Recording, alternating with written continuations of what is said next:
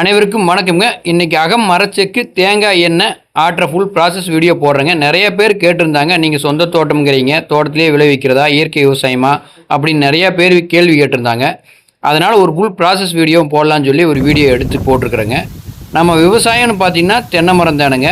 தென்னந்தோப்பு ஃபுல்லாகவே இயற்கை விவசாயம் தான் பண்ணுறேங்க. நம்ம செயற்கை உரங்கள் எதுவுமே நம்ம பயன்படுத்த மாட்டோம். அதேமாதிரி களைகளுக்கெல்லாம் களைக்கொல்லியில் அடிக்க மாட்டோங்க. களைகளெல்லாம் அப்படியே விட்டுருவோங்க. அது கூட பார்த்திங்கன்னா நிறையா எருக்களை செடி நம்ம தோப்புலேயே இருக்குதுங்க.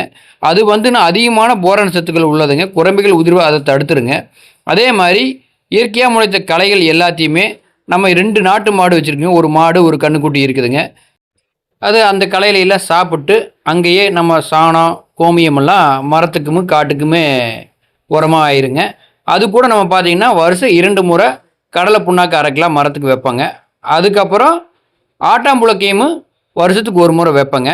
அவ்வளோதானுங்க இயற்கை விவசாயம். நம்ம வேறு எந்த உரமும் போட மாட்டோங்க. இதுலேயே நல்லா காப்பும் நம்ம வீடியோலேயே காமிச்சிருப்பேன். நம்ம தேங்காய் பருப்பும் நல்ல திக்னஸாக இருக்குங்க. ஆயில் கண்டென்ட் நல்லா இருக்குது. அதனால் நம்ம ஆயில் பார்த்திங்கன்னா சின்ன குழந்தையிலிருந்து பெரியவங்க வரைக்கும் தைரியமாக பயன்படுத்தலாங்க. ரொம்ப ஆரோக்கியமானதும் கூடங்க. நன்றி, வணக்கங்க.